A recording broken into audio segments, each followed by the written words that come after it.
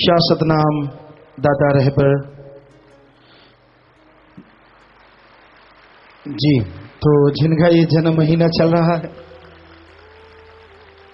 ये उनका रहमो करम कि जीव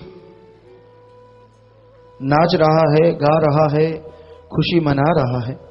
वरना इस घोर कलयुग में किसको फुर्सत है खुशी मनाने की? ज्यादातर टेम्परेरी खुशियां होती हैं। खुशी आई कम, गई ज्यादा, और बढ़ गई गम। गम बढ़ जाते हैं, खुशियां कम हो जाती हैं। लेकिन सदगुरु मौला ने एक ऐसा फार्मूला, एक ऐसी युक्ति, एक ऐसा तरीका बताया जिसको लगाओ, बड़े से बड़ा समस्या, बड़े से बड़ी परेशानी का हल चुटकियों में निकल आता है। फार्मूले होते हैं साइंस में, फिजिक्स है, केमिस्ट्री है, मैथमेटिक्स है, जो भी उनमें फार्मूलेस हैं, अगर वो याद कर लेता है बच्चा तो कैसा भी सवाल उस प्रकार का आता है उसे हल कर लेता है। उसी तरह सदगुरु मौला ने एक फार्मूला दे दिया जो ऑलराउंडर है, कहीं भी लगा लो, हर जगह लग जाता है। आपने खुद की बुराई छोड़नी है, फार्मूले का इस्तेमाल करो। कोई बड़े परेशानी आ गई, इससे निकलना है, फार्मूले का इस्तेमाल करो। भयानक बीमारियों में गिर गए तो फार्मूले का इस्तेमाल करो। दुखी गमगीन टूट चुके हैं आप तो फार्मूले का उपयोग करो। और अगर आपको लोग अभाग्यशाली, काली जी वाला, बुरे कामों वाला, तरह तरह के नाम देते हैं और आपको लगने लग जाता है कि वाकई यार मैं भी अभाग्यशाली हूं, निरपागा, मेरे को कुछ हासिल नहीं होता, तब भी फार्मूले का इस्तेमाल करो तो काली से लाल जीभ हो जाएगी और कर्म अच्छे बन जाएंगे। मतलब आप अपने आप को अभाग्यशाली समझते हैं तो भाग्यशाली बन जाएंगे। तो ऐसा फार्मूला जो हर जगह लग जाता है।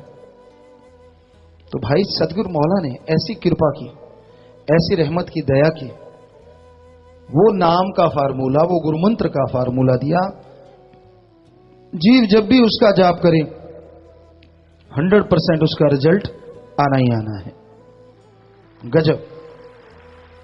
तो सदगुरु मौला के उस फार्मूले को जिसने भी लिया आज दोनों जहां की खुशियां हासिल कर रहे हैं। वैसे एक अभी आपको ऑलराउंडर फार्मूला कहा राम नाम का, यही नहीं, ये तो थोड़ी सी बातें बताई हैं।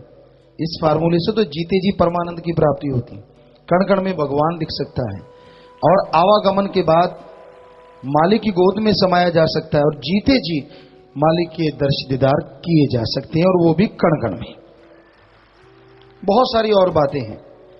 वैसे बात पे बात ख्याल में आ गई कि अपने तो ये फार्मूला सदगुरु मौला ने रियल दिया है, वास्तविक की दिया है, पर नकल करने वाले ढोंगी बहुत हैं इस दुनिया में। ढोंगी, ढकोसलेबाज, वो भी इसी तरह की कुछ बातें करते हैं। जीव को सावधान रहना चाहिए। क्योंकि एक बार आपको बात सुनाते पहले सुनाई थी, विदेशों